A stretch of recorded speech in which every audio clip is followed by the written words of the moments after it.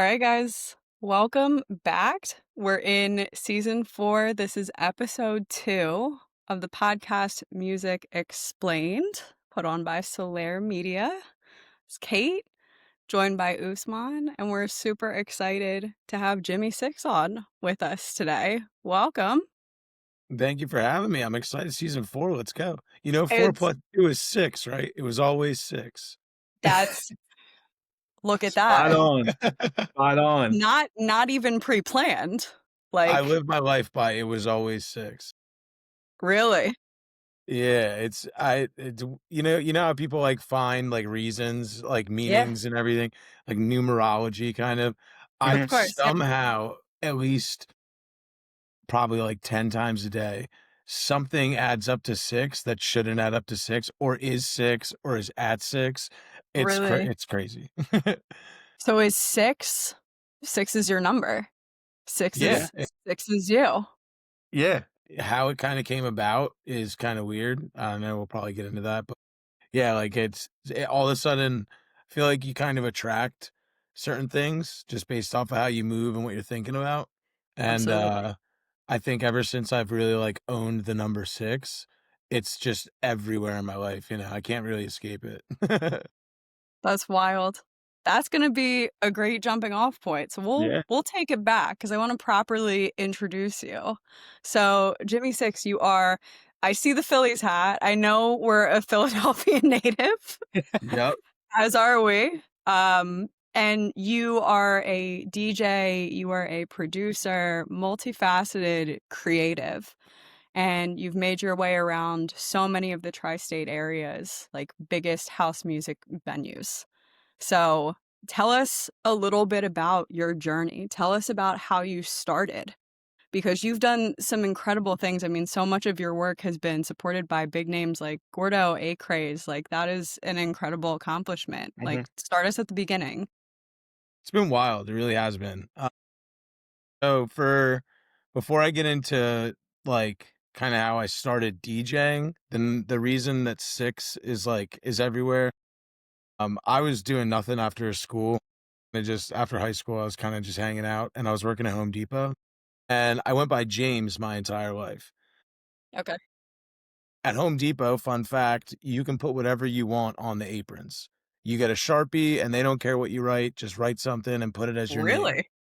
Yeah, so I did. So I was just getting stoned. Sorry, I don't know if I could say that, but and I was Totally fine. putting You're good. okay, good, good. I was just putting random stuff on aprons. Like I went for like Jimbo. I did Jim Bob the one day. Then I did Jim, and then my buddy goes, "Yo, you should make it Jimmy from the Six." I was like, "What? What the fuck is that?" And he was like, "Jimmy from the Six, 610, because Bethlehem. I'm from Maine originally, but I lived Okay. in Bethlehem for high school. Gotcha. So yeah, they were like, he was like, dude, Jimmy from the 610. And I was like, wait, that's actually kind of cool. So I put it on. And then I fast forward, I moved to Philadelphia and my Instagram name was Jimmy from the 610. Well, all my friends that were from, like, all my friends went to Temple. They all knew me as James. So people were like, what Like, is who this? is this? But Yeah. yeah. And I started bartending and everybody, I mean, I'll talk to a wall. So I was always talking to everybody and people would remember me and they'd come back and be like, Jimmy from the Six. And yeah, that's how Jimmy from the Six came And it about. stuck. Yeah, honestly, I thought it was lame for the longest time, but it kind of was just like my Instagram. And Jimmy, it's the first time I had a nickname my whole life. I was like, this is actually nobody wants to go to a bar and yell like, "Yo, James!" Like that Yeah. sounds stupid. But if you come to the bar and you say, "Jimmy," people are like, "Yeah, let's go," Yeah, Jimmy. That's actually so real.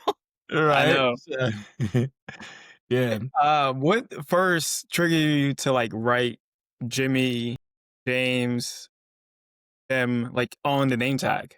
I was just a real big stoner, honestly, and I was just like Just like, I was just trying to make people I was working at Home Depot, like, I was in the mulch pit.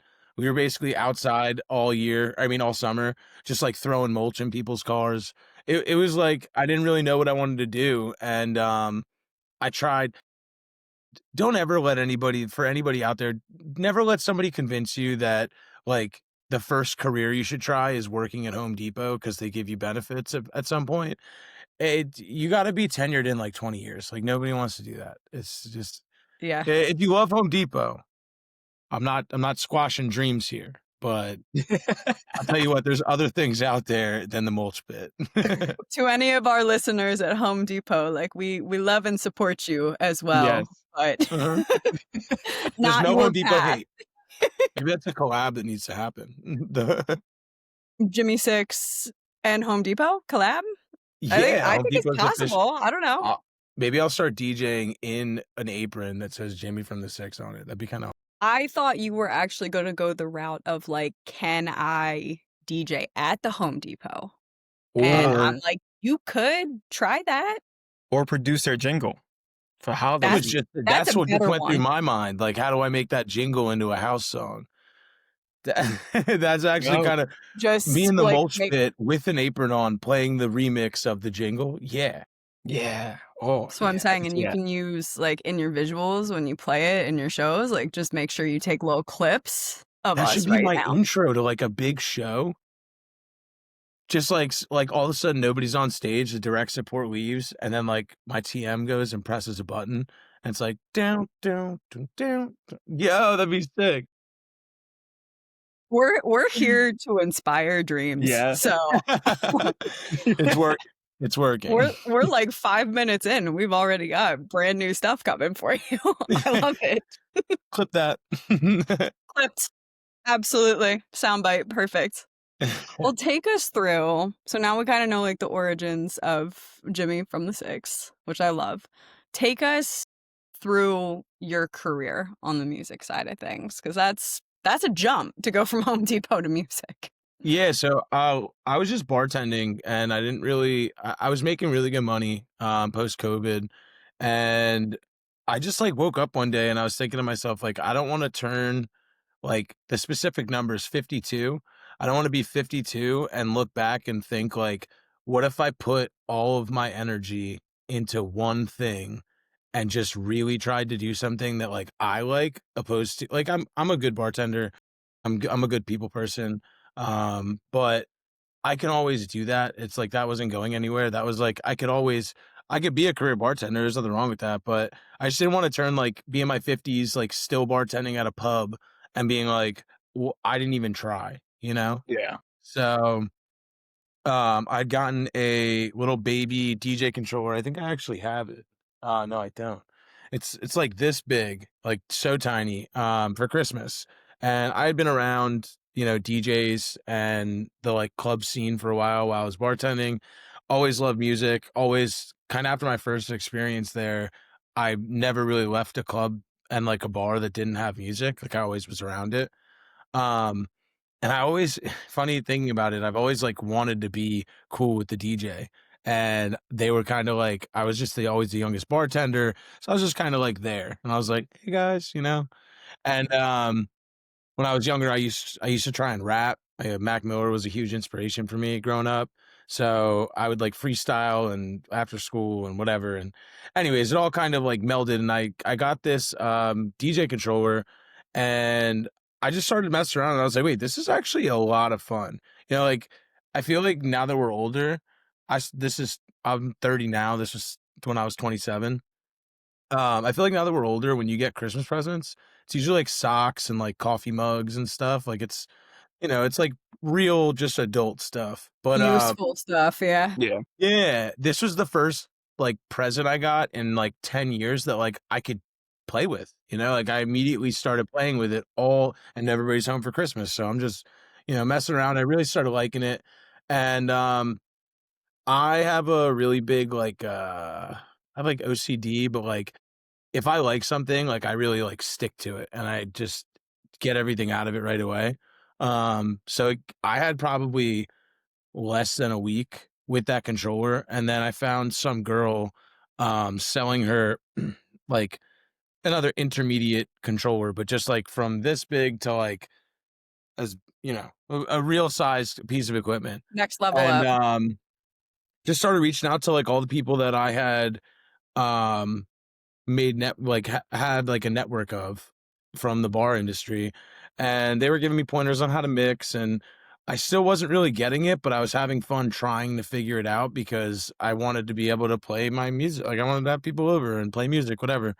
And shouts out DJ Mixology. He was the first person to teach me how to properly mix a song.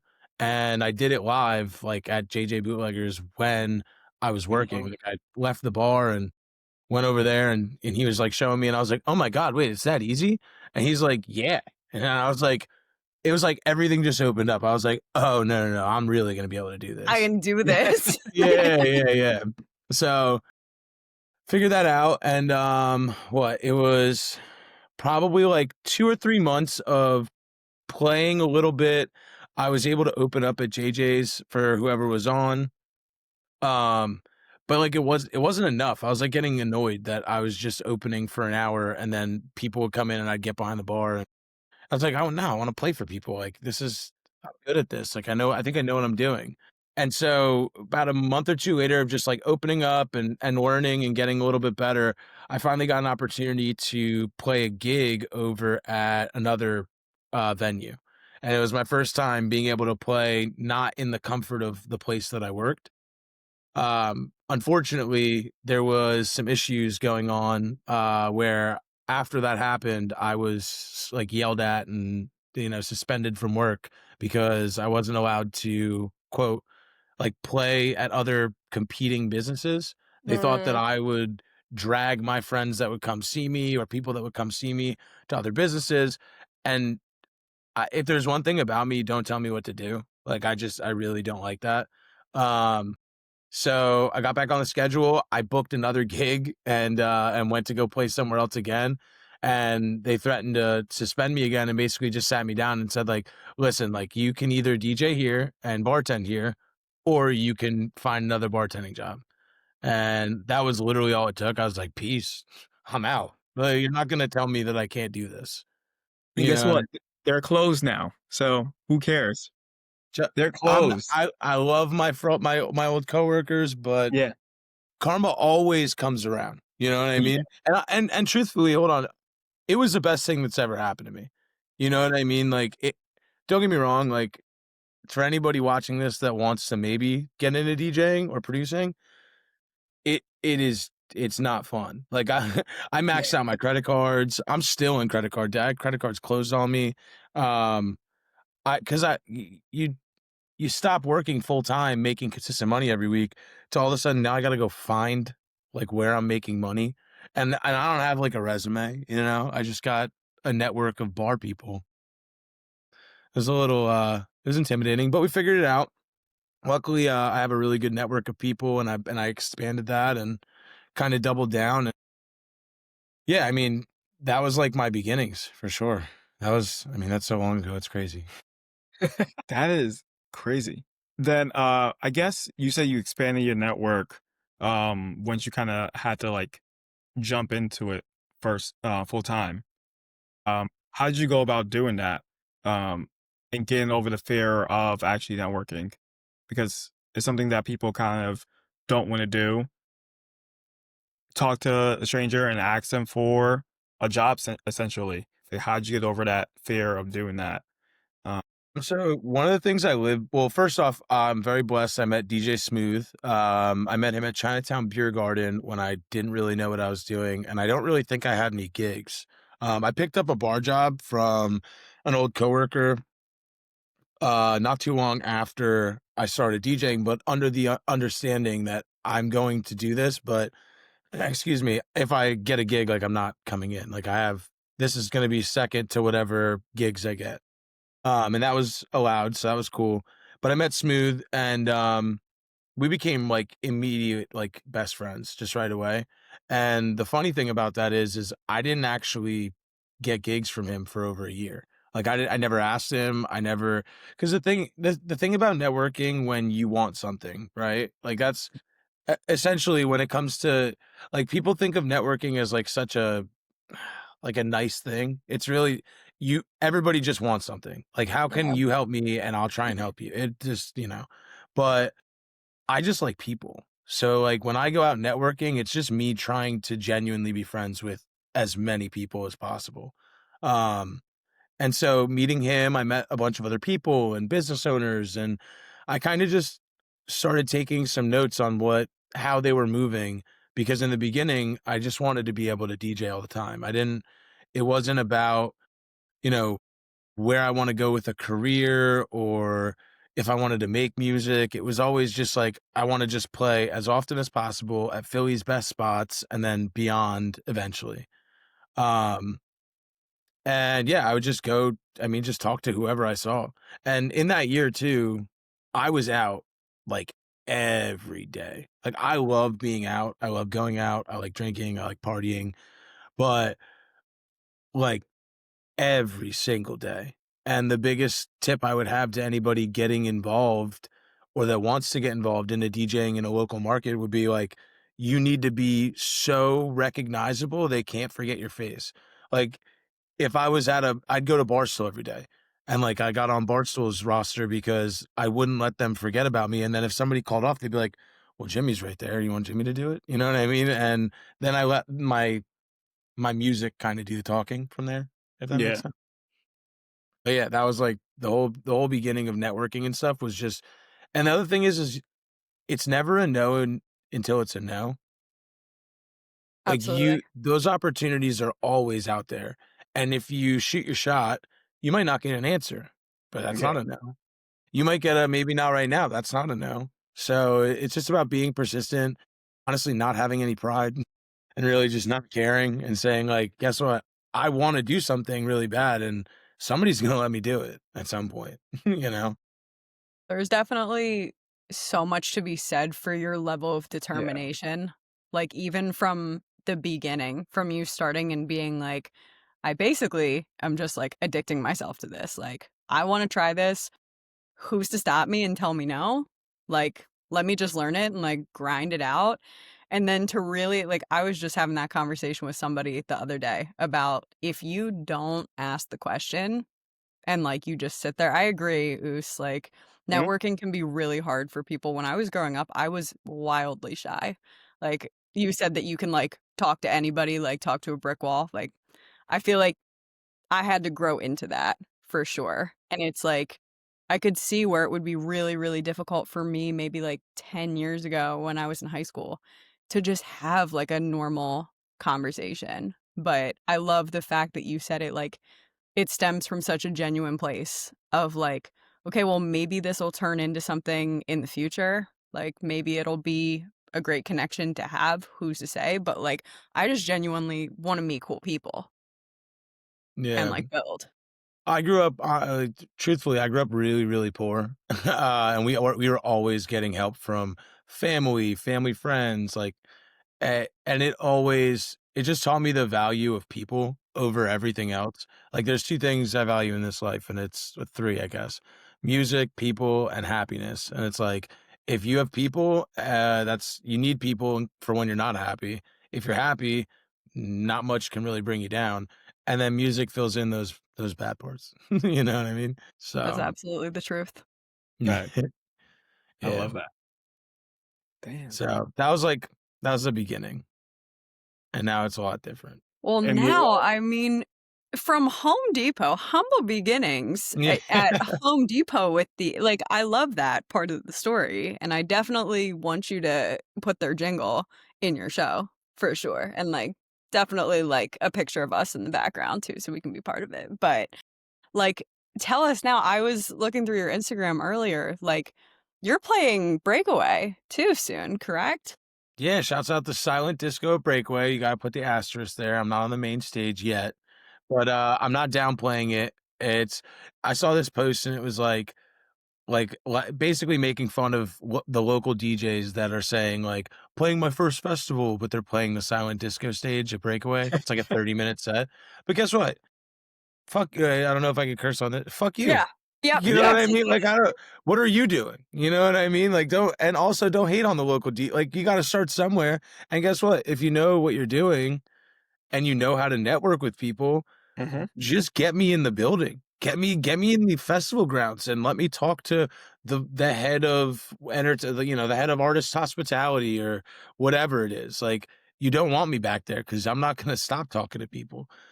That's So who I'm they really want though, you know? Like, rather than having somebody that's like especially in this line of work, like, I can imagine, like you said, like, you go out, like, you spend a lot of time out, like, you're playing these shows, you're playing these clubs, like, it's a very high energy, like, it's a lot. It's a lot to be Mhm. in those spaces. So I can imagine, like, if you were super shy and reserved, like, it might be kind of a difficult career path. But being so outgoing and like, yeah, I can talk to whoever's here. They're gonna love me just by stopping to chat with me.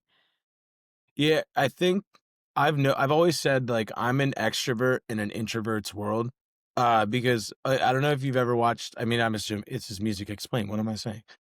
Like, artist interviews, a lot of the times, like, artists are these weird, like, nerdy, technical, like, masterminds, and they're very good on the computer producing music or with instruments, but then when it comes to stage, like, there's a lot of producers that just wanna produce music, they don't even wanna DJ, Yeah. you know?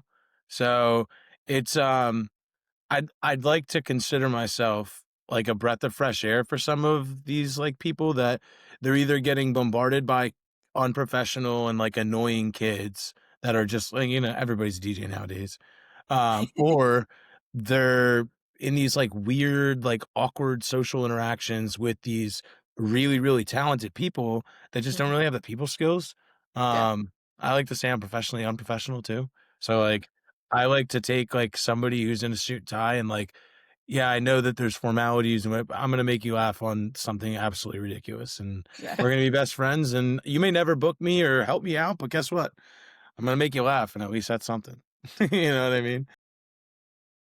You remind me of I had a friend, very outgoing individual as well, but we were both in sales.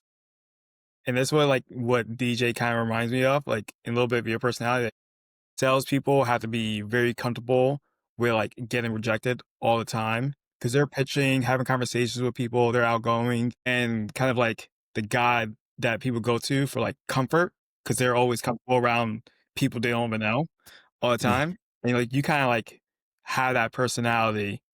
Um, and it's like showing like even it's like amongst this conversation right now and the way that you can move around and what you want to do once you actually get to the breakaway festival.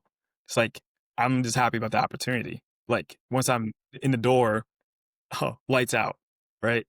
And that mindset of like going put in the work every single day, I think is what is needed to be successful in this space because it's basically a grind. Like every month, you have to figure out a way to like bring money in, and if you don't put in the work, you're not going to eat that month. So Yep. it is, hey, eat what you kill type of mentality, and definitely got it. 100%. Thank you. I mean, the crazy thing is like it is a blessing and a curse, right? Like I have an addictive personality and I love people. So, like, as much as I'm trying my hardest to be like right now, I'm actually doing better at locking myself in. It took me a while to get here, probably like honestly like a year and a half, 2 years to really like have a routine with like more of the production side and more of the content, just the stuff you don't really want to do. Mm, Everybody just wants you want to DJ. I want to be in the clubs and playing music for people, but there's so much if I want to advance this as a career, there's so much I have to do that I've had to sit on my hands about. Like it's hard. I have to remind myself that like no, I know you want to go out. I know you want to go see these people. And you have FOMO, but like you're gonna just be doing the same shit over and over if you just keep going out instead of staying at home, you know? So, trying to be better at it, but I have my good days and my bad days, you Yeah. know? We all do. That's yeah, that's just part of this thing called life, I'm pretty sure, for Yeah, all of us. right. But how do you, like you mentioned, like, the staying in portion of things and, like, having to sit on your hands and, like, balancing, like, the energetic going out versus, like, a little more of maybe, like, the grind time. Like, how do you find that experience? Like, I'm sure you're handling a little bit of everything for yourself. Like, I know you post amazing content as well. Like, your content's very funny as well. Thank you. I love it's like such a fun personal way to like connect with people and your viewership and also getting your music out there. So, like, how do you find managing all of that? The best at it. I'll just be the first one to say it. I'm not at all like, I don't have anybody working for me at all. I have a great support system and a great team of friends and, excuse me, network of people, but, like, I have to look at my calendar and schedule everything. I have to respond to emails. I need to sit and make music. I need to come up with content ideas. I need to shoot it all by myself. I need to, like, and that's what's hard about this job is, like, as a job or a career is, like, it's I was watching this pod that really, like, opened my eyes and helped me do this, is, like, of course, everybody wants a team to shoot, shoot content for you or follow you with a camera and clip everything together and post it, or a social media person or somebody to get you gigs. But in order to get to the level that I think it was Olivia Mancuso, shouts out her if it was her. But in order to get there, you need to prove that you can do it by yourself first.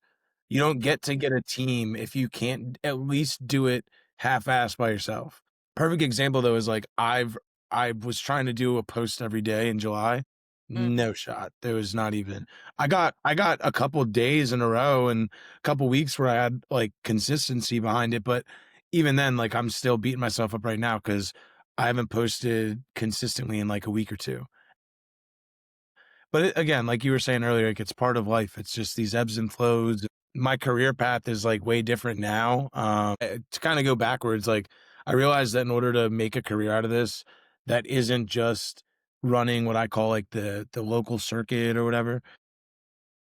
You need to make music, and I think the hardest part about making music is when you don't get it, it can't be fun, you know? It's like, how can you have fun playing soccer if you don't know how to kick a ball? How can you have fun doing anything if you don't know how to do it? And so the first like learning stages, it's fun when you get it, but when you're sitting in front of a computer for 4 hours and everything sounds like shit and you can't figure out how to make this sound that you really want to make, it just like it's really discouraging. Like it really is.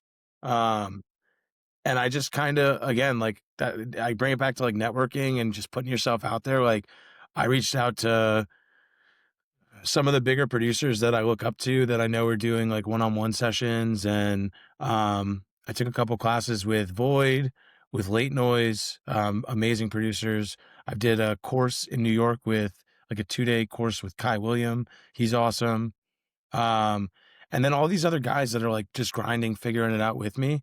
uh we just kinda all I kinda, like, just kept talking to them and figuring it out kind of as I went, and now it's just become, like, my routine is, like, I wake up, I take my dog for a walk, I grab, 4 shots of espresso, I'm back home, and I'm probably like, I've been on my computer since 12 o'clock today.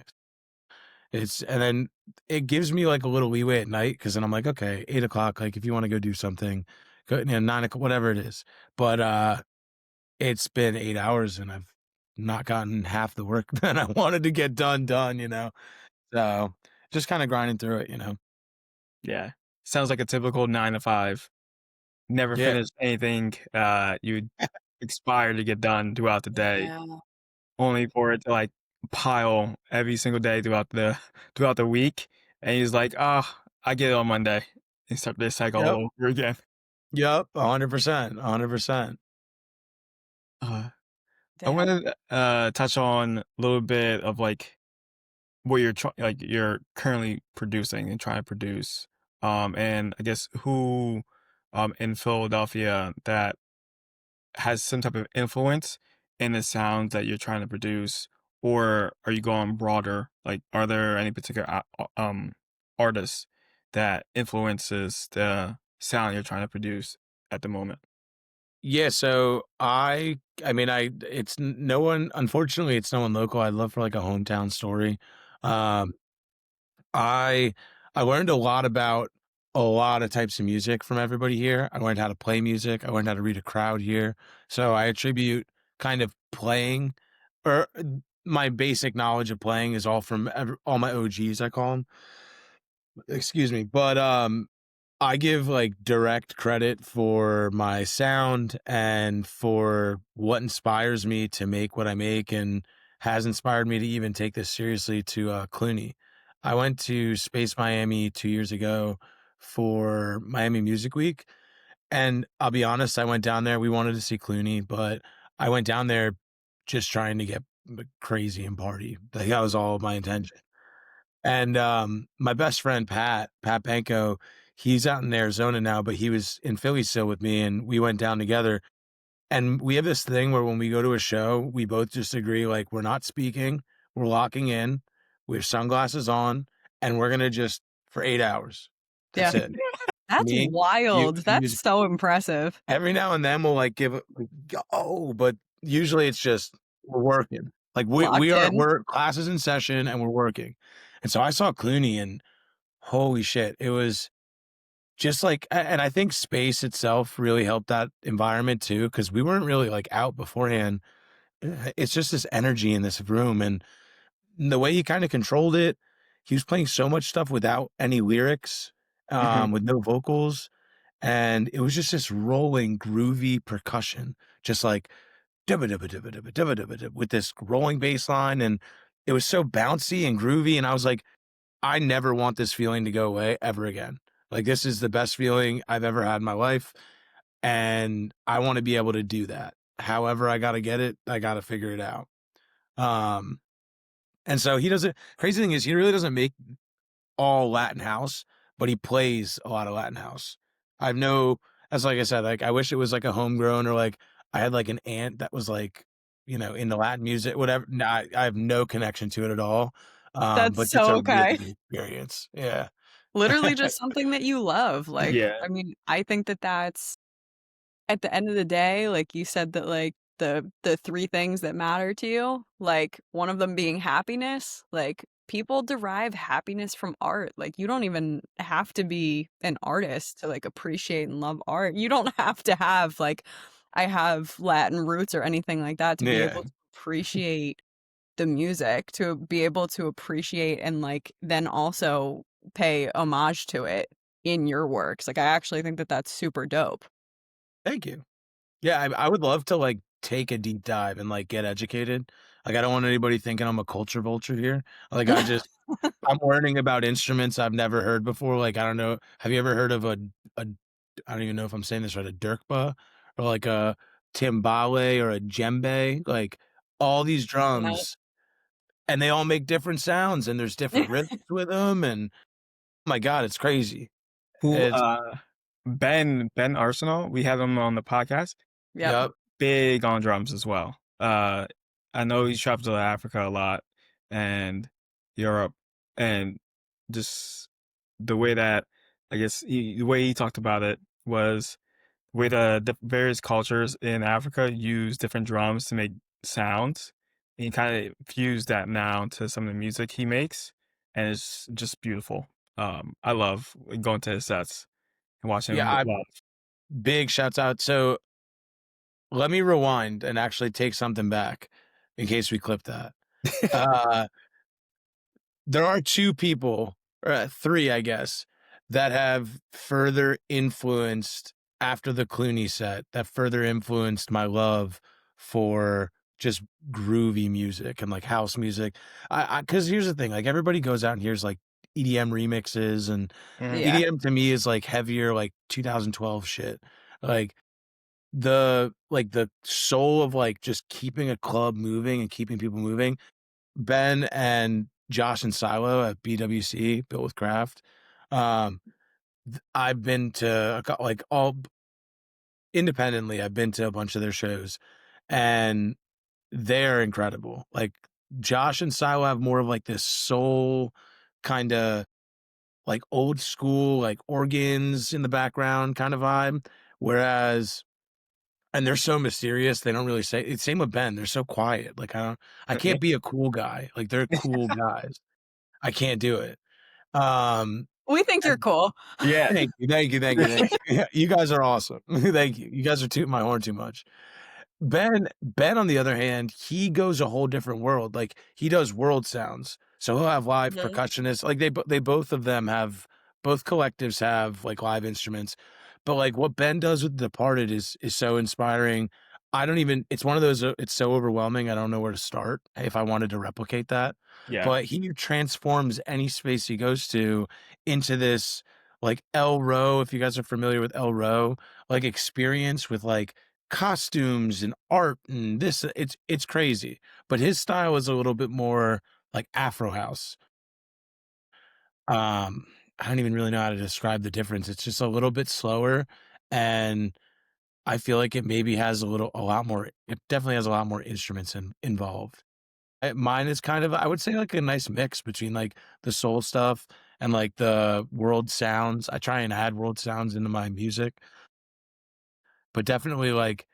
And one of the things I pride myself on too is kinda, like, trying to pave a lane for Latin house in Philly, you know, because I don't Yeah. really hear a lot of people playing it or Mm-mm. making it at all, so. No, it feels like it's so much more. I mean, we're talking about Club Space, obviously, like a Mhm. huge player, and I feel like it is. I've actually never been to Space, which is Gotta go. What? crazy, I know. So, I'm I I didn't cut I'm you off. now, like I'm also 30, so, like, I feel like I'm at the point where I'm like, "Okay, like, time for me I can go out for, like, 2 hours maximum," and then No, it's this is prime space season. and Like, I you're kn I know, I'm like, I value my bed so much, it's like, I don't even know if I could make it. Usman's like, "Yeah, shut up." go to bed at 6, wake up at 12, go to the club by 1, and stay And you're till good. 7 AM. There is literally, I'm telling you right now, I'd bet everything I own, like everything, my computer, everything I own.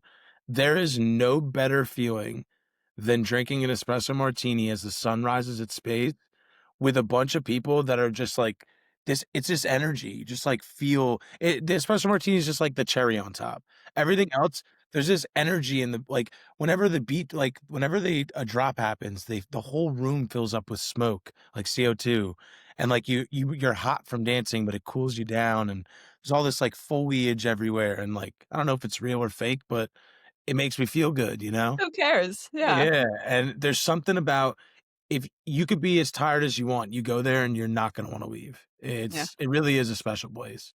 I think it's one of those, like, experiences to have, for sure. It's absolutely on my list. I haven't made the journey yet, but I'm certain that I will.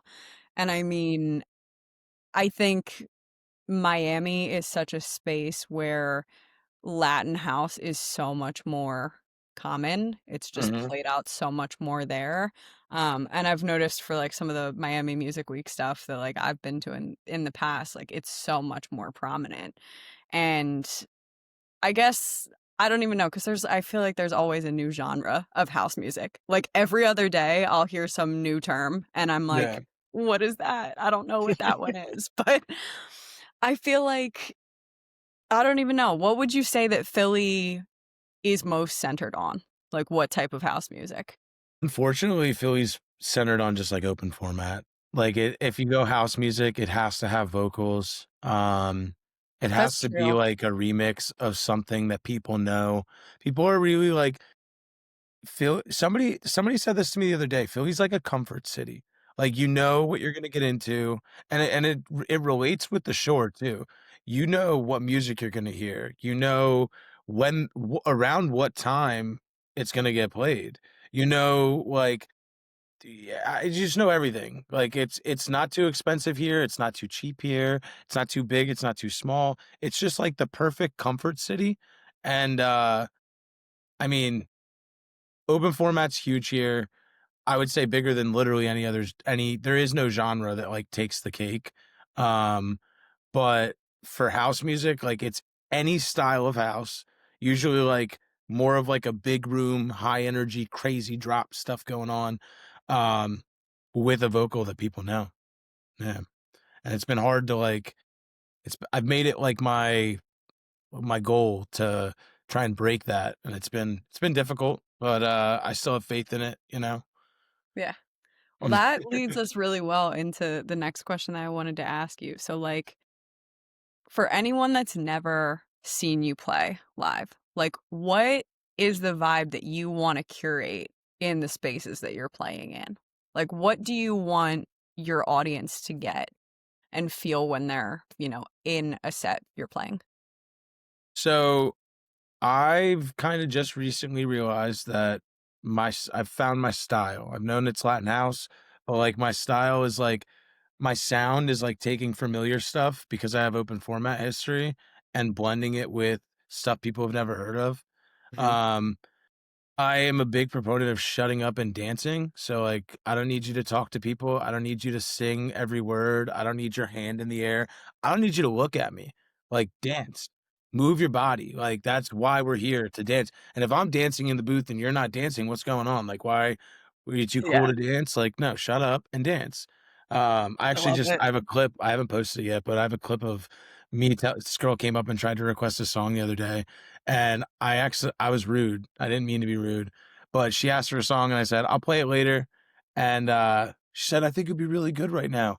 And I said, "I know it'll be good and it'll be good when I play it, but in the politest possible way, I need you to shut the fuck up and dance and I'm going to do my job. Can we have some fun?"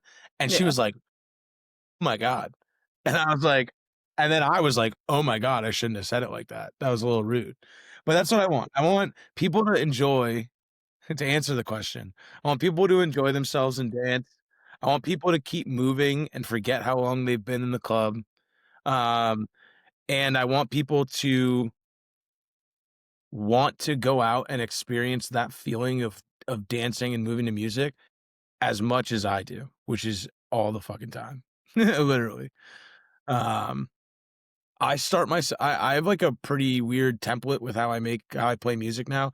So I realize in the rooms that I'm in, I can't stay in a pocket for too long.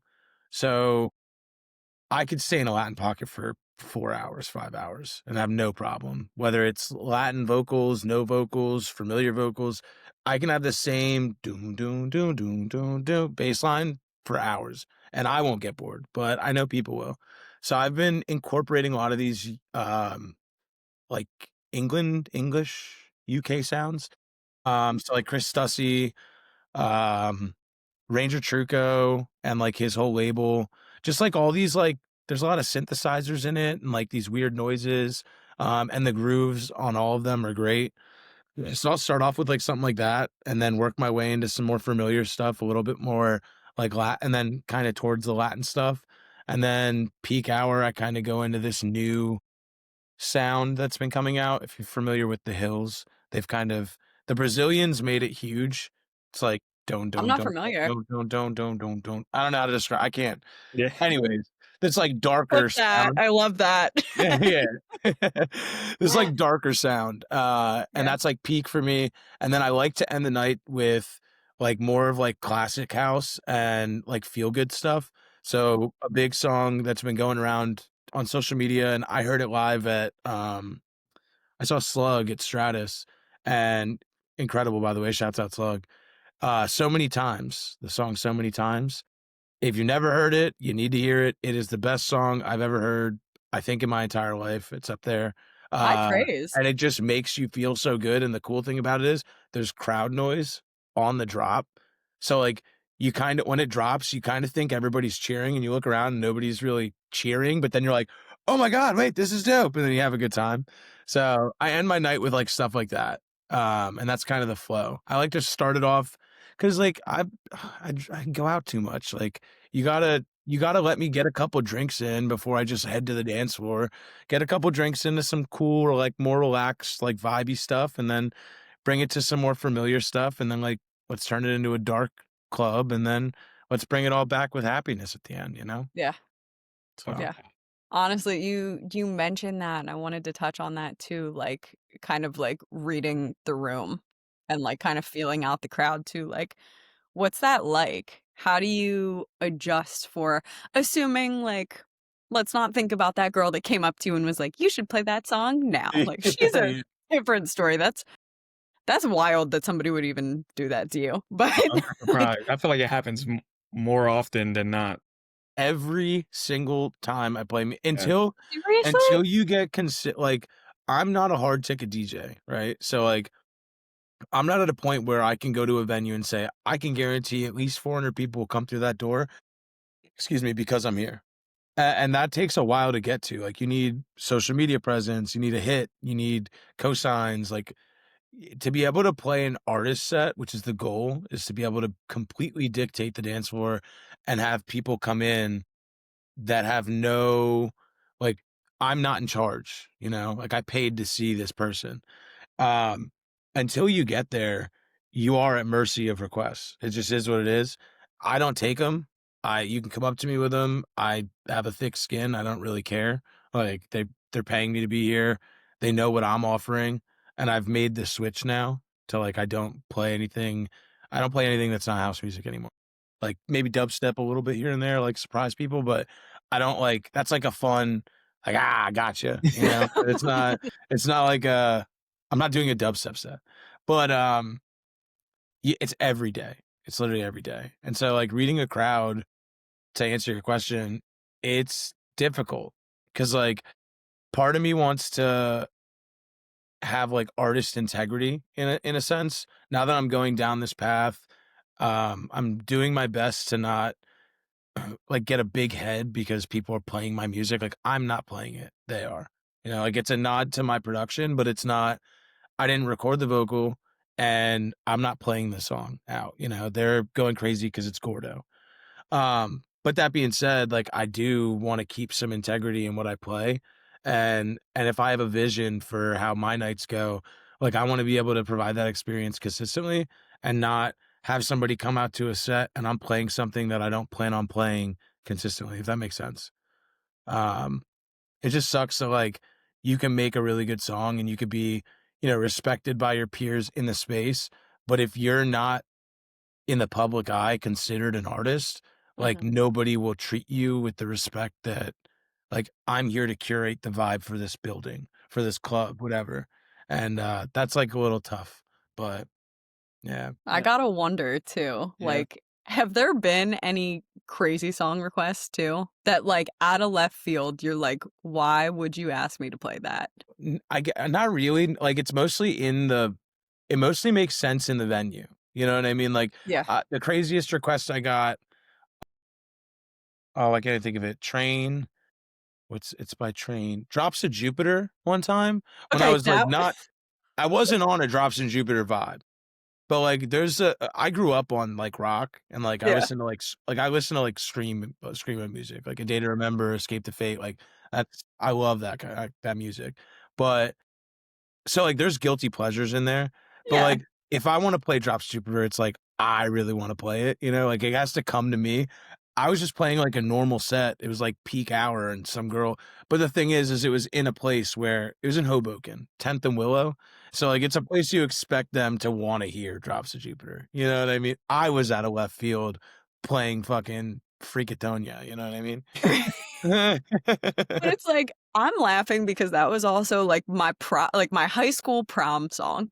Like, when they Oh, do, really? like yeah, like, when they do, like, the dance at the end of prom, the big, like, you actually, like, dance with your date thing, yeah, that was our Hell song. yeah. So I'm laughing because I'm like, I I wouldn't have the confidence to walk up to to walk up to the DJ booth in a crowded bar, like, waltz my way up and be like, "I get that the vibe is house music, but you know what would really hit right now is fucking Drops of Jupiter by Train." Yeah. Like, that is a Right? completely separate, like, that's a vibe Yeah. shift. Yeah. I mean, like, that doesn't fit. I get the hip hop requests a lot of the places. That I mean, makes and That sense. makes sense. that's in Yeah. Philly. Yeah. But it's like I'm playing, dude, I've been playing house music for an hour and a half. You think I'm gonna stop now? Like, if I was like, if I was gonna stop, what do you do? Just go somewhere else, man. Like, I don't know Yeah. what to tell you. Like, I was playing a place that's normally hip hop the other day, and it's like I told them, like, I'm not playing this is not what I'm doing. I'm gonna play what I play. They're like, no, we don't. We're trying to get rid of some of the hip hop because it's too much. It's like it's their identity, and they don't want to be just I known. understand. Yeah. Yeah. So I was doing that, and then the bouncer came up to me, and he goes, he like G checked me at first. He goes, so why don't you play, man? You play anywhere else? I'm like, "No, dude, it's my first time ever touching decks, bro. I'm like, sorry. You got me. I don't know what I'm doing, man. My bad." It's Like, my first day on the job. I in don't my know head, what's I'm like, going on. "Yes, I know Dreams and Nightmares would rip right now, but I'm not playing it. I haven't played that song in, like, 3 years." And I told him, I'm like, "Yeah, I play, like, name a place in Philly. I probably played there. Name a place in Tri-State." Like, start naming all these lists. And he's like, like, people probably gonna start leaving if you don't play some hip hop." And I was like, "Let them leave. I don't give a shit." He goes, "What?" I was like, "Yeah, man, that's not what I do. Like, I don't know what to tell you." It's you gotta have a thick skin for requests, for, people that don't enjoy it. It's like, I don't know. If I just change it every time, I'm not gonna be what I wanna be, you know? And I don't want people to come experience like I used to play hip hop sets, and, that's not who I am, you know? And I don't wanna think that. What's the dark side of this business, and journey that you've been on? You said it earlier, like, Yeah. it's you eat what you kill. So, for a lot of people that are working DJs, um, which I am myself, like, I don't do anything else. For a lot of people that are working DJs, it's like they will do whatever they can to get a gig. It's not even like a loyalty thing, it's they have to work, like, so the more work the better. Oh, it's really cutthroat, I guess, especially in a market like Philly. I mean, everywhere is saturated at this point, but in a market like Philly, there's only a handful of places that are like popping with dance floors and production and, like that you really want to play at. And so you constantly need to be on your shit, because if you're not, anybody can take that at any moment in time. Um, I mean, this year alone, I've lost 3 weekly residencies. Um, and it's nobody's fault. Like, it just happens. You play somewhere for a year or whatever, some issues with the restaurant, whatever it is, like, you just got to keep it pushing. And before, I would kind of like go and try and get more gigs. And now I'm kind of just like, let's just make more music. But the production world's a lot nicer. I'll be honest. I wanna So dive a little bit more into the production side of things. Like, we talked a little bit about, like, your inspiration for the sound, but can you walk us through a little bit of your process when you're actually producing a track? yeah, I I'm kind of weird. I like to get a vocal first. Like, the Okay. vocal gives me the idea. Um, a vocal or a sample. Like, I'm doing remixes right now. I'm not really worried about original stuff. I did put an original out, called Armed Robbery, and it was I sampled a Soldier Boy interview on Vlad TV, and he's talking about how people came into the studio and tried to rob him. And I love it. Nobody really cares for it, but I think it's a banger, so I'm proud of it. you know, and nobody's ever sampled it, so I've been trying to get Soldier Boy to see it, but he doesn't run his own socials. Um, You gotta just keep tagging them, man. You just gotta keep Seriously. operating. I Yeah. tried to I made a remix that I made an Abe Bay remix, and my buddy used to work for Hot 97. He tried to link me with Hurricane Chris's manager, and they were asking me for, like, $6,000 for, like, a feature or something. I was like, "I just wanted him to hear the song, bro." Like, I don't know. I'm trying to bring your music back, bro. I'm just trying to show you my art, like, this is Yeah. not a Yeah. feature request. Yeah, it's crazy. But no, Weird. I'll find a sample or usually a vocal, and um I pretty much just start with the drums. I mean, a lot of my music has a very similar bass line. The key is kind of different every time, so it might sound a little bit different, but the rhythm is the same, or very, very close. And I'm trying to get better at divvying that up. But when I'm really flowing, it's like get the vocal and come up with like what I want the track to do, whether I want it to like be chopped up, whether I want it to be like more of the vocal. If there's just one line I want to sample, and then work out the drums. And then once I work the drums out, it's pretty much just like arranging it, which is basically like I start with the main drop. Like, every time I make music, I start with a build and like what I want the breakdown to the build to be. And then I do a drop for 16 bars or 32 bars. And then you basically just copy it and then start removing stuff and adding stuff, changing stuff. and it's been a pretty good formula so far. I get writer's block every now and then, but that's to be understanded. I've learned that like for anybody going to learn how to produce, because I still really don't know what I'm doing. I'm just trying. uh, you just kind of have to show up every day. And like there's going to be so many days, like the majority of days, where you don't finish that song that you have 90% completed. You don't start anything new.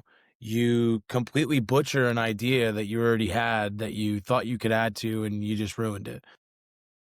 It just happens. But like all of it is to say that like, yeah, you might show up, hopefully 30 days out of the month, whatever, but only 2 of those days are great. But like Steph Curry only shoots 43%. He's the best shooter of all time.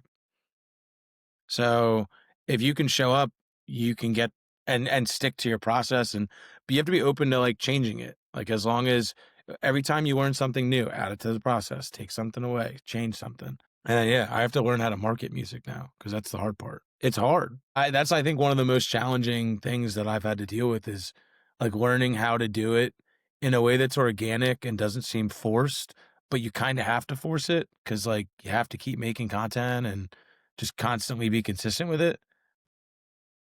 Um, yeah, I don't know. That's just part of the game, I guess. No, I guess in that realm of like making music, produce a couple edits I've found on like SoundCloud. Um, what was the track that you've made and like released that you like are proud of that kind of like continue the journey of like, oh, I could like really produce. Like people are really fucking with this song. I like it myself. I'm playing it in my sets and people are actually like dancing to it. What is that like track that you've produced that you're like, yes, this is it. I love it. Or maybe there's a few. It's like 2. The first one was, I remixed Don't Matter of all songs. It's funny to think about it because I don't really play it anymore. But I like that. I like that I don't play it. Because then when I start hopefully touring, like it'll be great. But Acraze, so I was telling you guys Space was my, catalyst. Acraze posted on his story one day, sent me promos, and I was confident in the track, but I had never had anybody support my work. So I sent it to him, and I got an email. My dog passed away, and I was on my balcony, and I swear to God, I looked up and I said, "Grizz, please do me a favor and just like tell me everything's okay." I was in a t-shirt. It was like the middle of winter, and in November, and all of a sudden I feel a buzz. And I look at my phone, and Acraze commented on like where I sent him the music, and he goes, "This is dope." And then 2 minutes later, he put, "Nah, this is fire." And then he put Jimmy Boy in all caps. And then a week later, I found out he played my track on his debut at Club Space, first time he ever played there. That's Um, insane. Whoa. yeah, I got goosebumps talking about. Stories like that just give me the chills. Like, Yeah. that's so beautiful how that worked out. I wish it was made up because I felt kind of like I was really like shamelessly plugging it when I said, but it's 100% true how it happened. That's And insane. I thought it was gonna be like, so the reason it's 2 is 'cause I really thought that it was gonna be like the kick in the ass I needed to really, really learn production and get better. And for the next year-ish, I kinda really didn't do anything with it. No, maybe not a year. It was like the next like 4 or 5 months, I really didn't do anything well, like as much as I wanted to. And then I got the idea for Fake Love. That's definitely like the biggest I've had. Um And again, it was one of those days where it just all clicked. Everything, the one day, everything worked. I had Fake Love finished in probably 2 hours, and I'm like a 2 week kind of guy on a song, or like a 3 day kind of guy on a song.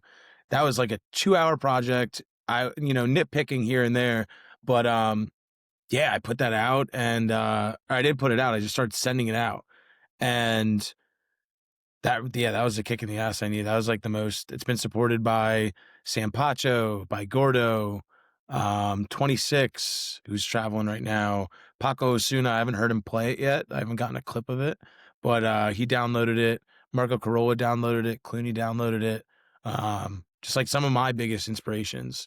And I don't have the weird part about music is you don't really know if they play it or not unless you spend like hours every set they go to watching as many clips as you can.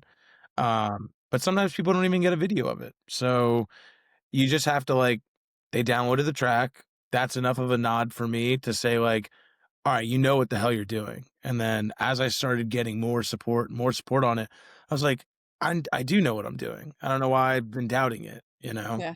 Yeah. So I think that's such a human nature thing that a lot of people experience of just like like imposter syndrome, mhm. where it's like, I don't, not that you don't have full confidence, but like when you sit there and like you said, when you are even new to something and it's like you don't fully know it and you're like, all right, well, like I'm doing music, but like I haven't won a Grammy. Like maybe I'm Yeah. not like legit enough, you know, like maybe Yeah. that illegitimizes what I'm doing. But I have to imagine that even if you're not like, my God, I could produce in my sleep, like I know everything that I'm doing, that has to be a major moment of just like, damn, I am making it and I'm doing this, to watch a video of Gordo, A Craze, like whoever playing it. And to, I can imagine like seeing the crowd just vibe and like genuinely, I see so many videos too, because we all know like the social media landscape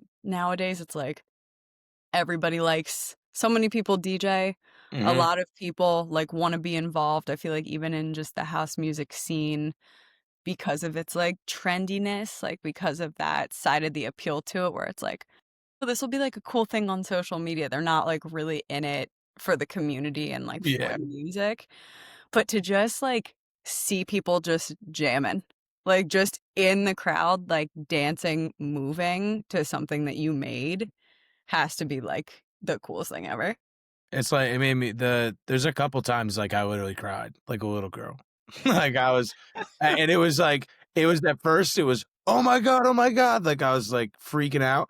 And then it was like that's like when I got my like I walk away from everybody and I'm like, wow, like this is like real. Like cuz you put I mean you put a lot of time in it and like I've, the the two biggest ones that I've had, like the reason Gordo means so much to me, it's not just that he played it. Like a lot of people have dreams to travel the world and DJ. A lot of people want to be the biggest DJ in the whole wide world. I will be okay if I just get a residency in Ibiza and that's all I have. Like, I don't care. I want to play at Club Space and I want a residency at one of the big clubs in Ibiza, and that's it. Like, I just want to live. I want to play music for people that enjoy just music every day of my life. Like, that's all I want to do. And not only did Gordo play the track, he played it at Music On, which is Music On's Marco Carola's party at Ibiza, and it's like a weekly residency. It's got a couple different venues. He's played it at Pacha and he's played it at Destino 5 for like the Music On like event, which is massive. So it kind of ties in like that's like my dream and like to hear something that I've made being played for that many people. Obviously it's a special, it's not just a club, like it's a big night. It just kind of like further, it's like all this time that like people are coming to my sets and saying like, you should switch the vibe up or, oh, like, can you play this? Or, even I've gotten before from management, like, can you play less remixes and play more original music or more music with words? And it's like, for all the times I've heard that over the last couple years, working every single week as a DJ, it's like, I have this guy supporting me. Like this guy's been a legend for years. He has over 1 million followers just on socials, selling out arenas. Like you can't tell me shit anymore. Cause like I know like I have a stupid tattoo, know your worth. And Oh, I love it. but it's like really, really, it really does mean something to me. Cause it's like all the times you get down on yourself, you're like, no, fuck you. Like I've been working my ass off and people that I want to respect it, and appreciate it. So, like, I give a fuck about any of this sorry for swearing like crazy, but No, about you're any of good. this. It's just like, no, like, yeah, I got the validation I needed, and honestly, all that was, like, the biggest now I can't stop. Now it's like I have to, like, remind myself to step away from the computer because your ears get tired after a while. Um and I'm not, like I said, I'm not always making the best stuff, but just like I always look at the support clips, and I always like, you do have it. It's just, you just got to keep grinding at it, and it will happen. I promise you. Honestly, that reminds me too of like this saying that's basically like, if you're not being appreciated in the right way for like what you're putting out or who you are, like it's not a you problem, it's that you're in the wrong room, you know? Like don't don't change yourself, like change the space that you're in. And I Mhm. feel like, yeah, like maybe what you're playing is not what somebody who's like out for the night, maybe it's just not something they've heard before, maybe it's not their style. Like, okay, so be it. Like they're entitled to that, but to be able to be like, all right, the route that I am going and what I am passionate about creating, like you're already in that room. Yeah. Like Yeah. you're already in that Ibiza space. You might not like physically be on the stage over there yet, but like you're physically there. Yeah. Your tracks and your works, and that's so sick. Thank you. Yeah. No, it's like I said, it's so crazy to me, and I'm getting, like, fast forward to like today. It's like now I'm actually like working with these producers that I thought were so far ahead of me, and I had no business even reaching out to. And now it's like they've supported my music, and I'm like, hey, if you're, if you'd ever, again, putting myself out there big for anybody listening. Uh, yeah, it's like, hey, do you want to collab on something? And if you have time, whatever. And they're like, yeah, just send me over some stuff. It's like, no fucking way. Like, are you kidding me? Like, you want to collab with me? And it's just like, okay, get to Yep. work, So You're gonna miss all the shots that you're not taking. Yeah. 'Kay. 100%, 100%. Hell yeah. Yeah. It's crazy. All of it's fucking crazy. But that's what I mean. Chase happiness. Like that's what life's Yeah. about. Like there is Great. no other path. I'm not, and that, like, to kind of go back to like losing like quitting my job for it. You know, that's like more fuel too. It's like I gave up too much to be like, yeah, it didn't work out. No, it's gonna work out. I don't care Yeah. how long it's gonna take, it's gonna work out, but you're not gonna catch me fucking back. No, it's not. I can't let it happen. I'll be no. I'm of that mindset too, and people genuinely like, I've had people look at me like I'm actually out of my mind and have, like, 20 heads when I say this, like, I genuinely believe, like, speaking stuff into existence Oh yeah. and also just being like, "Oh, I have this goal," and, like, people can be haters. Like, how many haters do we encounter in our day to day? Like, some people just that's their thing. Okay, like, not for me, but, like, some of them are haters. So many people being like, "Oh, well, like, that's not realistic. That's, like, too lofty of a goal," or, like, whatever. And I'm like, "I will succeed because I'm not giving myself a plan B option." You That's know? Like, huge. That's plan huge. A or plan nothing. And, like, if you stop yourself from having any other way to go, you could take, like, I guess, the easy way out and be like, "Oh, man, like, this is hard. I Mhm. don't know, like, how to produce, like, this isn't second nature to me." Like, it is a learning curve. You gotta learn anything when you wanna, like, start something new. I think the amount of people like you said, so many people wanna DJ, wanna be, like, the biggest name in the world. How many people of all the people that wanna do that actually have, like, the drive to sit down and, like, teach themselves and do the work and, like, put in those long days? Like, I think that number goes down like crazy. Yeah, I just saw an episode. It was a podcast. Mark Knight from Tool Room was like, he basically said like, being a realist about it, there is like anybody can do it, but there is a very small pipe to get through to be on those huge stages. And the people that do are the people that all they do is this. They live this in and out every single day. They put the work in, they show up every day. And like I said, that's where I'm still figuring it out. And I know that it's getting easier as time goes on, even though it feels like it's, sometimes it gets harder. Um, but Ryan Dorsey, shouts out Ryan, he was an old manager of mine, good friend of mine. He said to me, I told him, I said, I don't know what's going on, but this is probably a year ago. It's like, I might have to start bartending again. Like, I just don't know what else to do. I'm losing gigs and not really getting what I want and I'm not making enough and I'm just nervous and I don't know what else to do.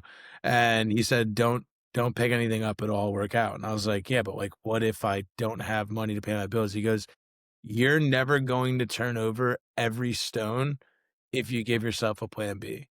But if you don't Mhm. have a plan B, you're gonna turn over every stone, you're gonna look in every corner, and you're gonna make it work. And that is the realest shit I've ever heard in my life. Yeah, Damn. absolutely. That's a deep one, and Yeah, it's that is true. the one. It's funny. I mean, first time I ever heard like fuck a plan B was from like Arnold Schwarzenegger. Like when he Mhm. first came to the US. Yeah, he said there's no plan B because all he would do, he would maximize the 24 hours he had in a day and emphasize that everyone else has the same number of 24 hours. Mhm. So he would go to the gym, go to work, and then work and take acting classes to affect his like voice because Mhm. he's not from the US. So he had a very thick accent. And he never took any like minute he had throughout the day for granted. Everything was utilized to like better himself. Mhm. Uh, and that was it. There was no plan B. He knew that whenever he was focused on something, whether it was like weightlifting or acting, he made sure that that was like his 100% his priority. Everything else was second, Yep. or like just threw out the window, right? Don't worry about it. It's not important at the time. Just focus on this. By putting in the hours over time, is going to accumulate and compound effect is going to result, like your end result is going to be like a net positive. Yep. So, Yeah. The hardest part's the social shit, I'll be yeah. honest. Like, for me, I wish I was an introvert. I wish I could just I wish I didn't, build a network or, like, if I was on my screen time, I won't even show you guys, it's ridiculous. So, like, I'm Can't always on imagine. Instagram because 'cause I'm, Same. like, trying to interact and keep the algorithm on my side, or at least that's what I tell myself, and then I get FOMO, and then it's like and then I'm like, "Ah, no, man, I could go out for a little bit," and then the next thing you know, I'm like, wake up hungover or, like, I don't have enough time to do and it's like, I just gotta get better at saying no, and I think it's slowly happening. I don't want it but b when people, like, say, like, "I'm gonna go to the gym every day," and then they go for, like, a week, and then they never go again, and then you're like, "Ah, like, you shouldn't have said that." You gotta ease your way into it, and so, I haven't ever I'm not going out, I'm not doing this, I'm not because to me that just isn't realistic. It's not I'm gonna fail. But if I just slowly but surely and it helps when you get some success. So it's like as I'm getting better and getting a little more success with the support and just confidence in my music, it's like it's kind of reiterating stay home more. It's more satisfying to like the feeling I get seeing somebody support my music or hearing it or playing it for people is greater than the, like, fear of missing out that I have when I'm staying home, I guess. Mhm. Yeah, So for but that's sure. all time. It's not easy. I think it's all a balancing act too, like, having a healthy life is, like it doesn't have to like, life is like shades of gray to me, like, Mhm. it's not all black, it's not all white, like, it kind of exists in that intermediate space of, like, yeah, you enjoy it, like, that's how you network, you meet cool people, like, you get to experience and, like, take inspiration, like, get inspired from being out and, like, seeing other people perform and stuff, so it's like, "Alright, I go out some nights, but I'm also in my room, like, grinding, working on the production." Like, you can do both in a healthy way. Mhm. I've learned something that so I mentioned my buddy Pat, Mhm. a little bit ago. I consider him like my TM. We always say, like, whenever this takes off, like, he's gonna be my tour manager. Like, that is uh, he reminded me the other day, like, a couple months ago, I mean, he goes, "Dude, like, if you're not working some of these nights," he goes, "you need to start going out in different places and meeting more people that aren't in Philly." Like, you've done the circuit in Philly. You've been to all the bars, you know the people, you know the DJs, like, you're not really getting anything out of that. He goes, "So, yeah, like, maybe you're not working, and at first glance, you don't wanna spend, the whatever money just to go to New York or to go to DC." He goes, "But you don't know how much that can benefit you." And case in point, I went to uh Sunday, I just went to Summer Club and saw Sam Pacho. Um, my buddy, like online friend, he's an amazing producer, Alec Cortez, was opening up for him. And so I wanted to meet him in person. And I also wanted to see Sam Pacho play. And I woke up Sunday and I was like, I don't want to spend the money right now. I'm tired. I don't feel like taking a bus to get there by myself and just do all this stuff. And then finally I was like, what the hell are you gonna do at home right now? Like, what is being at home? You're just gonna lay on the couch and do nothing all day? Like, that's not Mhm. gonna do anything. So I went, and crazy enough, met up with a guy, Evan, that I met through production class. Hung out with him. We got closer just because we've never hung out one on one. Hung out with him and his friends, then went to Summer Club. Turns out he knows Sam Pacho, introduced me to Sam Pacho. Sam Pacho played my track within, 4 songs of starting and dapped me up. I got a video backstage and played the whole thing too. He played 2 drops, which he didn't do with a lot of other songs. And it was an amazing experience. I met all the people that work at Summer Club. I had really good interactions with all of them. I met his tour manager. I met a videographer. Like, and just like going out and doing that in a different environment really, really, really paid off. But like, that's kinda where I've been focusing on if I'm gonna go out, like, go out for, like, a little bit here, like, to just, like, socialize a little bit, whatever, but if I'm gonna go out now, it's like, I need to start going that was, like, enough of an experience where it's like, I'm gonna start doing that more, is going to New York and, like and DC or wherever and really starting to, like, network out there 'cause like you said, it's a balancing act, and if you do it right, it can pay off. It can pay off a lot. Absolutely. It's like the, what do they call it? Like the butterfly effect too, where it's like if you take a slightly different like turn at any point in your life, like you could end up in a totally different spot. It's like, all right, well, if you chose not to go out that night, like maybe you would have worked on music. I don't know what you would have done at home, but like you wouldn't have maybe met him, like maybe that wouldn't have been an experience. And maybe sometime down the line, you're gonna be like, "Damn, I'm so happy that I went to that." Like, That's hard. That butterfly effect line is hard. I'm gonna remember that. right? Yeah. Yeah, It's because it like, really did it changed everything. Yeah. I got such a valuable experience out of that, and the normal me would have been like, "You're just trying to stay on a bender. You drank a couple days. You wanna keep going out." But I was like, "Nah, like, let's take this serious." And don't get me wrong, I had a lot of fun. oh, I got yeah, weird. as you It was should. Like, great, yeah. but it totally paid off. Yeah. I gotta start thinking like that. That's what I'm saying. Like, sometimes you find yourself in these spaces and you're like, "How did I get here?" But then I feel like a lot of the time retroactively, like, I'll look back on something in my life and be like, "That sucked when I was in it."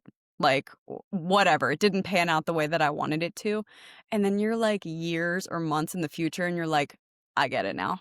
That's why that went that way," you know? So, like, hell yeah, you wanted to go out that night, and you were like, "Maybe I shouldn't. No, I'm doing it. Yep. All works out." Yeah. 100%, 100%. Yeah, no, it's yeah, New York rocks. I think we had Mitch Bear on the podcast. He's a basic Okay. guitarist. And we talked about like, the power of saying yes to like different opportunities. Never know where it'll lead to. And like in your story, like it actually led to like something great. Um in your scenario. Also had incident had me think about like the real benefits of saying yes to different opportunities. Cause like on the flip side, if you do say no, you never know like what could have been. But by saying yes all the time, you actually do. You can reflect on your decision that you've made and then say yes or no to be that being the bad decision or not, because you did take the opportunity by saying yes initially. And by doing that, by saying yes to more opportunities, um, it usually would lead down to like a better outcome rather than a negative one in the end of it. So I don't know. That's had me think about like, oh, if you just say yes more, even if you're like scared or nervous about saying yes, you could reflect on it in like 3 months down the line if that's truly a bad decision or not. 100%. Well, and I think like it's very easy to maybe it's just me. I think it's so easy to self-sabotage too, Hmm. you know? And you're like, why would I go there? Because like I'm just not no. It's and then you kind of give yourself way too many reasons to say no because like you don't feel like you should. I don't know. It's the self sabotage is super real, and like you make decisions that you know you shouldn't do, but it's kind of like it's like a comfort and like I don't know what's gonna happen if I don't. So like I'm just gonna stick to my comfort and like stay here at this level. Um, but I guess, like, just kinda trying to break that habit, you know? And like you said, just saying yes to everything is super important. I have to get a lot better at that because I feel like sometimes I say no because of stupid reasons or reasons that won't matter in a week. If a lot of the times it's money, Mhm. but then I'll stay home and I'll buy food or I'll buy this. It's like, why are you saying no to something that you could benefit from to do something that you're not benefiting from? You know? I don't know why For we do sure. that. Have you heard there's a phrase that I really like, "Feel the fear and do it anyway"? Wait, what was Like, it? feel the fear and do it anyway. It's like That's good. I resonate with that a lot because I feel like there is, like human beings just tend to have we tend to self-sabotage, or you put up these, like, perceived mental blocks of, like, what ifs. What if this happens? Like, what if this goes wrong? What if whatever? It's like, well, what if anything? Like, anything could True. happen. Like, just go do it. You don't know what it's gonna be like if it's like a new experience. You're not gonna know until you go test it out. So, like, all right, maybe you do it and maybe it was a different experience. Maybe you were like, all right, like it was fun, but like wasn't the best night of my life.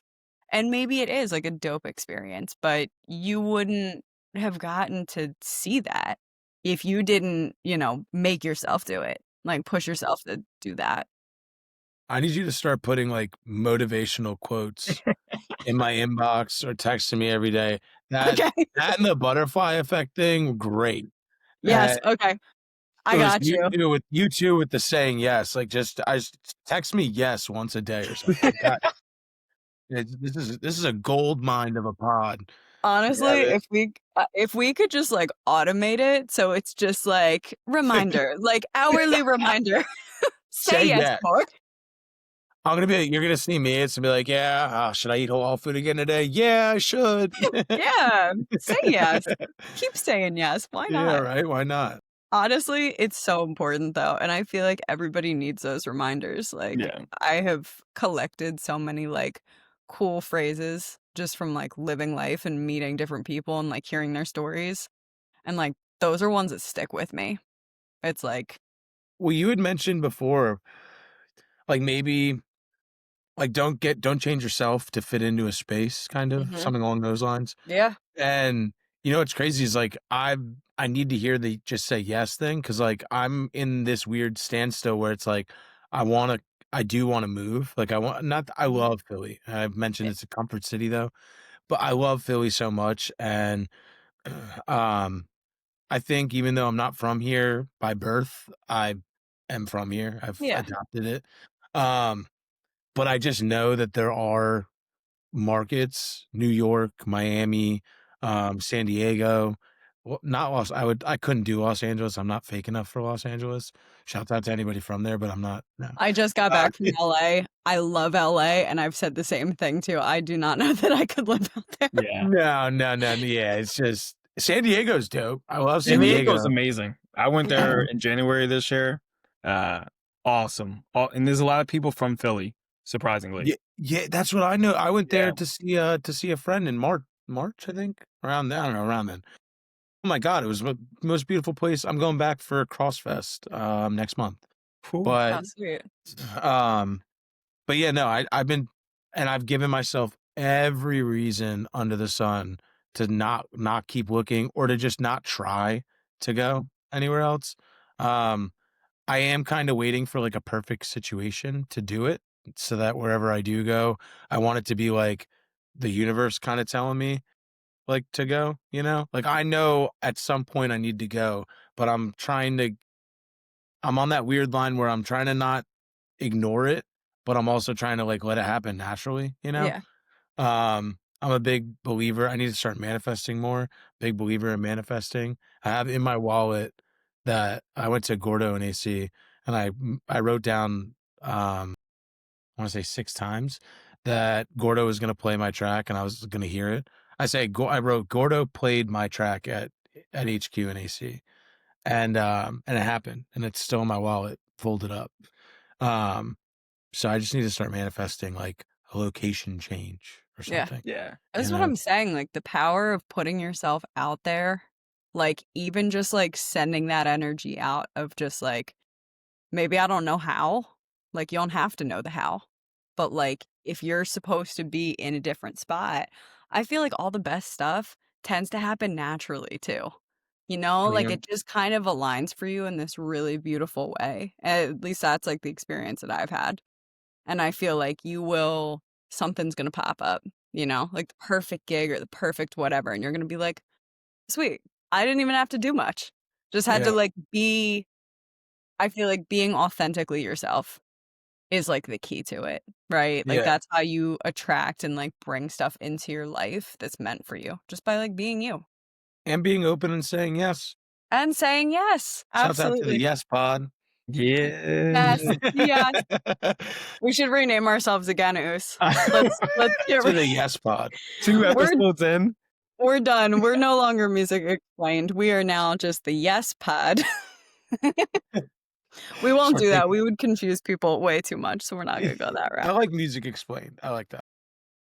We thought we're keeping it simple and it makes sense, you know? Because that's what we're trying to do here. That's our goal is sitting and having these like building these genuine connections with people in the industry and like everyone has something to teach.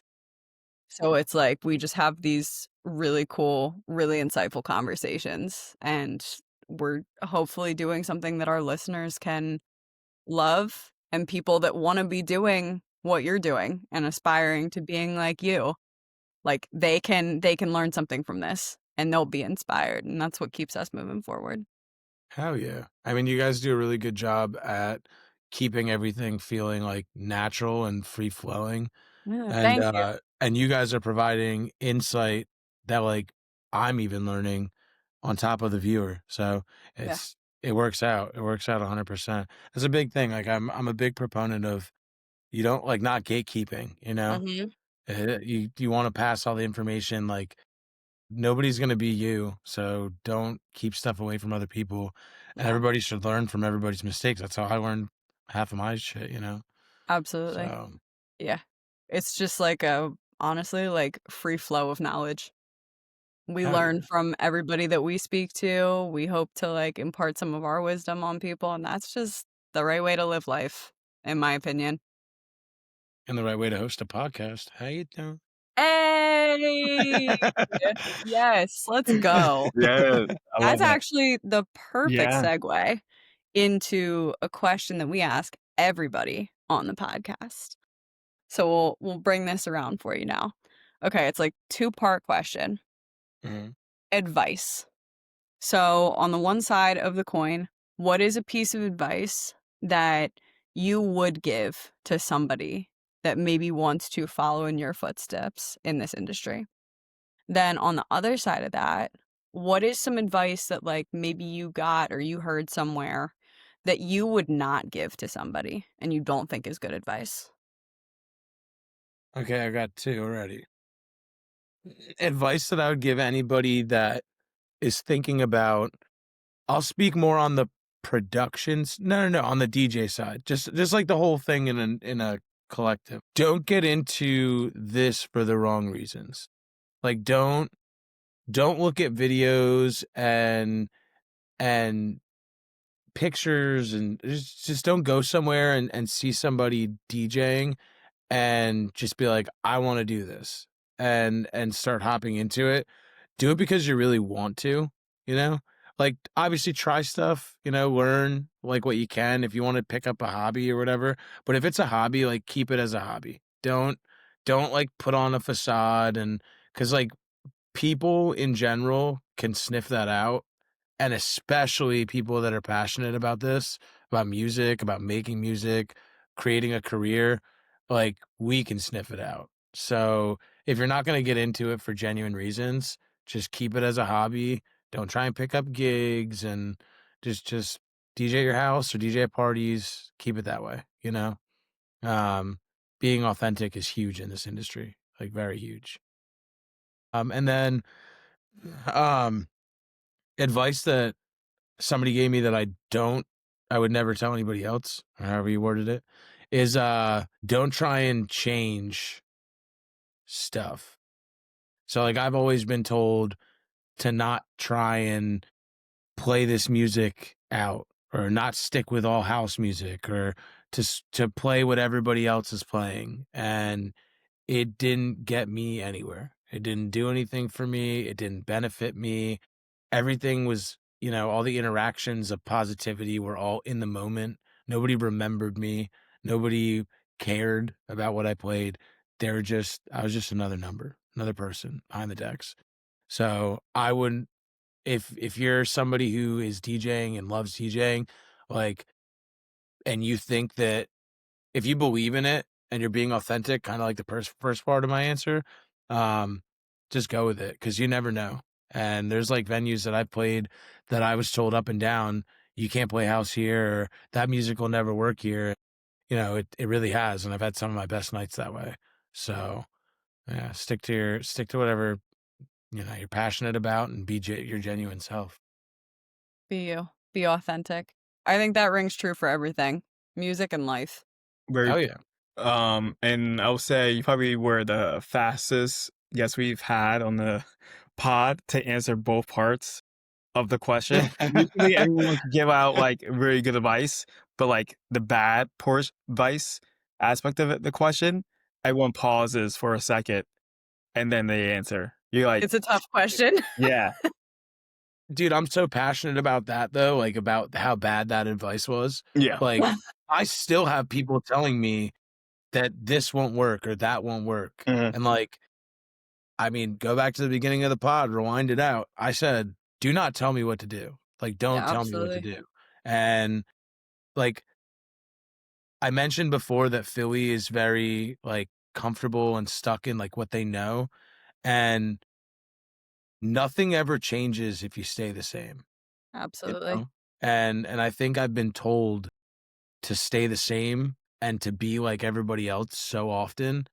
It's like one of my biggest icks, one of my biggest irking comments I've ever gotten. And I don't want anybody else to think that that's how you're supposed to live your life or go about this career, because that you have to push the envelope, like what the hell's the point if you're not? Yeah. It's kind of like that. Like if you're gonna do like average behaviors, like you're gonna be average. Like there's nothing wrong with that, but like if you're gonna follow the status quo, that's the feedback you're gonna get back. So Yeah. like people I think get acclimated to that and are like, this is like the right way to do it. Like there's a perfect way to do this and a path laid out, and like all right, sometimes the path is not just like here to here. It's like here and then it's over here and then it's down here and then it's up here. Like 100%. just because it doesn't work for somebody else doesn't mean it's not gonna work for you. And there's no reason to give up. If stuff sucks, then what are we doing to change it?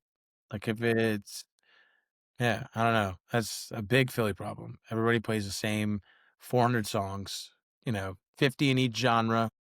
At some point, you're gonna hear it. You're gonna hear Katy Perry. You're gonna hear No Broke Boys. You're gonna hear like Low. Don't get me wrong. There's a couple guilty pleasures of mine in there. Yeah. I remixed Akon. Okay, but at As the you same should. time, it's Yeah. like it's you.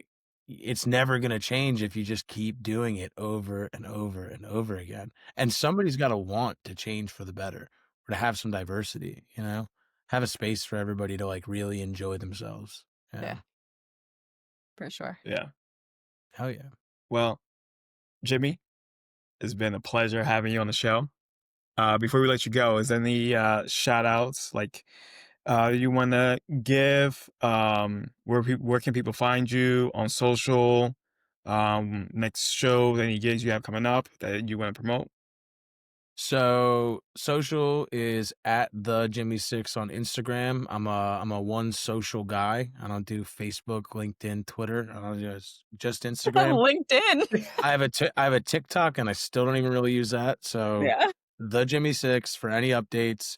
Um, I have a song coming out with one of my good friends, one of my best friends, Mo.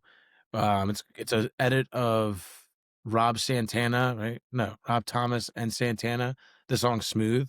Yeah. So that's coming out on Sabroso Records as a free download on September 5th. So I think by the time this is out, it'll already be out.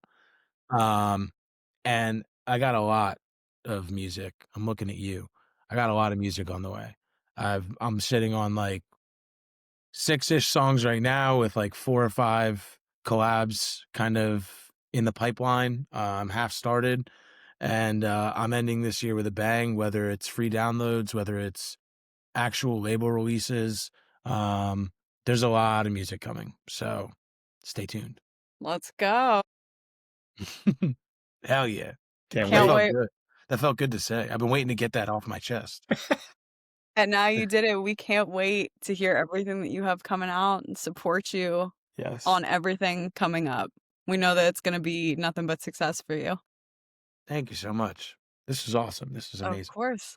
Thank you for being part of it. We were happy to have you and can't wait to see the Home Depot remix. Oh, That I'm gonna work needs on to, that like, literally right now. if you can get moving on that, we definitely want to hear that soon. I'll have a draft sent by tomorrow. Perfect. Thank Hell you yeah. so Thank you. much. Jimmy Six, everybody. Thank you. Awesome.